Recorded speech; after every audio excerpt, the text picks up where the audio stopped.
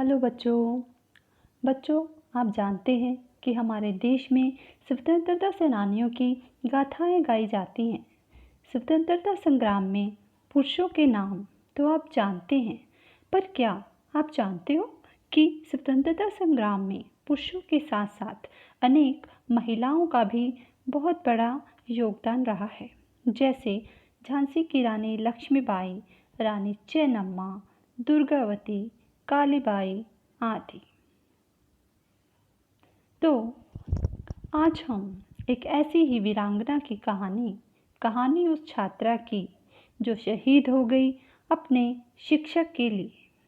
तो आइए बच्चों, आज हम उसी पर आधारित कहानी पढ़ेंगे जिसका नाम है और माटी निहाल हो गई।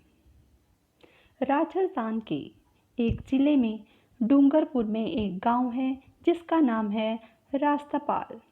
रास्तापाल के विद्यालय की हवा में गीत गूंजते थे। उन गीतों में मातृभूमि के लिए प्यार भरा होता था। इसी गांव में दो अध्यापक रहते थे। एक का नाम था नानाभाई खांची और दूसरे का नाम सेंगाबाई था। ये दोनों अध्यापक विद्यालय में बच्चों को पढ़ाने के साथ साथ देश प्रेम की भी शिक्षा देते थे। उन दिनों हमारा देश गुलाम था। अंग्रेज सरकार भारतीयों को तरह तरह से सताती थी। नाना भाई और सेंगा भाई को अंग्रेजों से बड़ी घृणा थी, नफरत करते थे। जब भी अंग्रेज गांव वालों पर अत्याचार करते तो दोनों अध्यापकों का खून खौलने लगता था। वे चाहते थे कि बच्चों से लेके बड़ों तक सभी स्वतंत्रता संग्राम में भाग लें। वे बच्चों को देशभक्ति की कहानियाँ सुनाते थे। अंग्रेज़ों को भारत से भगाने के नित नए ढंग सिखाते थे। अंग्रेज सरकार को इसकी भनक लग गई। बस फिर क्या था, मजिस्ट्रेट दल बल सहित विद्यालय में आधम का। उसने डपट कर कहा, यह विद्यालय अभी बंद करो। आपके कहने से हम विद्यालय बंद नहीं करेंगे, सेंगाबाई ने निर्भीकता से उत्तर दिया। इतना सुनना था कि मजिस्ट्रेट आपे से बाहर हो गया। तुम्हारी इतनी हिम्मत कि तुम मेरी बात टालो, वह चिल्लाया। बांध दो इसे जीप के पीछे। उसने सिपाहियों को आदेश दिया। इससे पहले कि सिपाही आगे बढ़ते, नानाभाई गरज उठे, खबरदार, अगर किसी ने सेंगाबाई को हाथ भी लगाया। अभी वह अपनी बात पूरी भी नहीं किए थे कि सिपाहियों ने उन्हें बंदूक की नोक से पीट पीट कर अधमरा कर दिया। उसी विद्यालय में कालीबाई नाम की एक छात्रा भी पढ़ती थी जिसकी आयु केवल 13 वर्ष थी। उससे यह दृश्य नहीं देखा गया। वह तेजी से आगे बढ़ी। उसने जीप का रास्ता रोक लिया। छोड़ दो हमारे गुरुजी को, कहते हुए सिपाहियों से उलझ गई।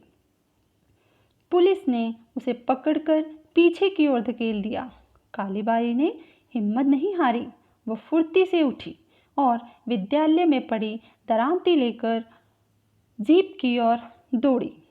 आनन फानन में उसने जीप से बंधी रस्सी काट दी। अचानक हुए इस हमले से मजिस्ट्रेट घबरा गया। उसने कालीबाई पर गोलियों की बौछार कर दी। वीर बालिका के रक्त से मरुभूमि लाल हो गई। उधर जैसे ही गोलियों की आवाज़ हुई, विद्यालय के सभी विद्यार्थी दौड़ पड़े। उन्होंने जीप को घेर लिया। देखते ही देखते हजारों की भीड़ वहां एकत्रित हो गई। उन्होंने सिपाहियों पर हल्ला बोल दिया। सिपाहियों के हाथ पांव फूल गए और अपनी जान बचाने के लिए गोलियों की बौछार करते हुए 9-2-11 हो गई। कालीबाई मरकर भी अमर हो गई। अपने गुरुजी की जान बचाने के लिए उसने मौत को गले लगा लिया। देशभक्त गुरु को बचाकर उसने सच्ची देशभक्त होने का परिचय दिया। इस राजस्थानी बाला के बलिदान की कहानी आज भी राजस्थान के घर घर में गूंज रही है। किसी कवि ने ठीक ही कहा है, जिसने मरना सीख लिया है, जीने का अधिकार उसी को है। जो कांटों के पथ पर आया, फूलों का उपहार उसी को है। तो बच्चों, इस कहानी से हमें यह प्रेरणा मिलती है कि हमें भी अपने देश के प्रति लगाव होना चाहिए और जीवन में जितनी भी कठिनाइयाँ, मुसीबतें आएं, हमें भी साहस के साथ उसका सामना करना चाहिए। तो अब इस पाठ में आए कुछ कठिन शब्द और उनके अर्थ जानते हैं। गुलाम, गुलाम का अर्थ है परतंत्र। घृणा, घृणा का अर्थ है नफरत। अत्याचार क्या होते हैं? जुल्म। संग्राम, युद्ध।